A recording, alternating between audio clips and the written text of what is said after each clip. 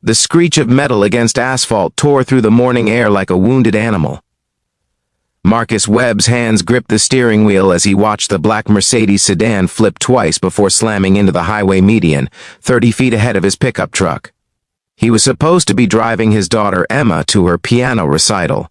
Instead, he'd sent her with his sister because he'd picked up an emergency carpentry job, the kind he couldn't afford to turn down. Single dad math, every dollar counted. Now, as smoke billowed from the wreckage, Marcus pulled over without thinking. His phone was already in his hand, dialing 911 as he sprinted toward the twisted metal. "There's been a serious accident on Route 12 northbound near mile marker 47, he said, his carpenter's boots crunching over shattered glass. "Send everything you've got." The driver's side was crushed beyond recognition, but the passenger side had somehow remained partially intact.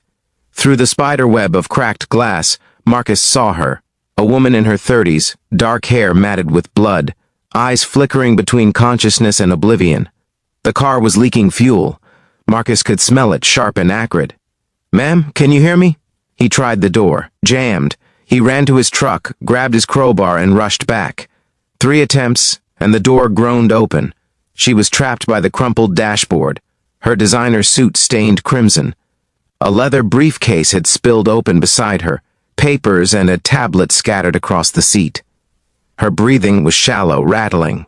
"Please," she whispered, her eyes finding his. They were deep brown, filled with terror. "Don't die, my daughter, 7 years old. Tell her."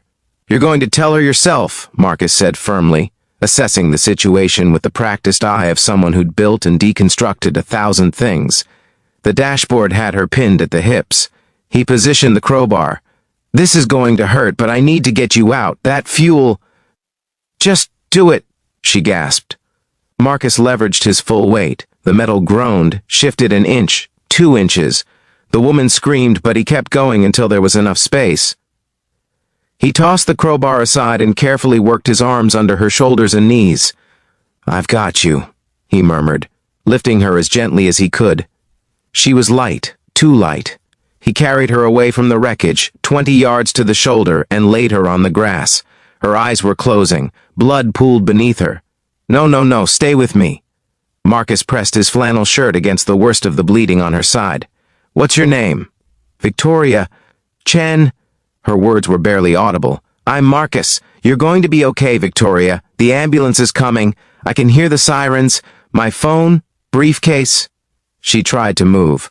"Don't worry about that. Just breathe. Important, passwords, all in there. Company, thousands of employees." Marcus glanced back at the smoking car. It could go up any second. "Please," Victoria whispered, gripping his wrist with surprising strength. "Everything I've built." Marcus looked at her face, saw the desperation there, not for herself, but for whatever was in that car. He understood that look. He wore it every time he worried about providing for Emma. "Damn it," he muttered, and sprinted back to the Mercedes. The heat was intense now. He reached through the passenger side, grabbed the briefcase and the tablet, then ran back just as flames began licking up from beneath the hood. "Got it," he said, kneeling beside her again. "But none of this matters if you don't stay alive, you understand me?" Victoria's lips curved into the ghost of a smile. "Stubborn, father of a 7-year-old. Stubbornness is in the job description." The ambulance screamed to a stop and paramedics swarmed. Marcus stepped back as they took over, watching as they worked with controlled urgency. One of them looked up at him. "You got her out?" The car was leaking fuel. "Good call. Another minute and—" He didn't finish the sentence. They loaded Victoria onto a stretcher. As they lifted her toward the ambulance, her eyes found Marcus again. She tried to speak, but an oxygen mask was already being fitted over her face. Marcus stood there, covered in her blood and his own grease and sawdust, watching the ambulance pull away. A state trooper approached, asking questions he answered mechanically. Yes, he saw the car flip. No, he didn't see what caused it. Yes, he pulled her out. We'll need your contact information for the report, the trooper said. Marcus's phone buzzed. His sister, where are you? Emma's recital starts in 30 minutes. His daughter, her big day. And here he was, a blood-soaked mess on the highway. Actually, Marcus said to the trooper, I need to go. My daughter, sir, this will just take a minute. I gave you my statement. That woman is alive. I need to be with my daughter. He handed over his driver's license long enough for the trooper to photograph it, then headed to his truck. His hands shook as he gripped the wheel. The adrenaline was wearing off, replaced by the shakes that came after. But he drove to the community center, parked, and walked in still wearing his blood-stained shirt because he had nothing else. Emma's face lit up when she saw him in the audience. That was all that mattered. He didn't think about Victoria Chen again until 3 days later, when a man in an expensive suit appeared at his workshop. Marcus Webb? The man asked. That's me. Marcus continued sanding the cabinet door in front of him. My name is David Huang. I'm the COO of Chen Technologies. You saved my boss's life last Monday. Marcus looked up.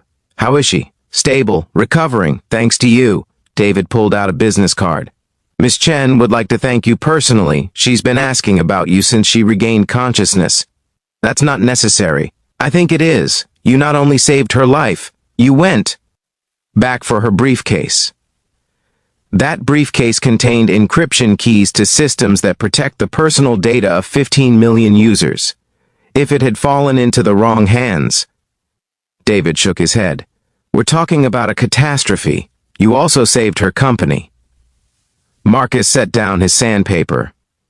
I just did what anyone would do. But not everyone did. Surveillance footage shows 7 cars passed that accident before you stopped. That hit Marcus harder than he expected. 7 cars. 7 people who decided it wasn't their problem.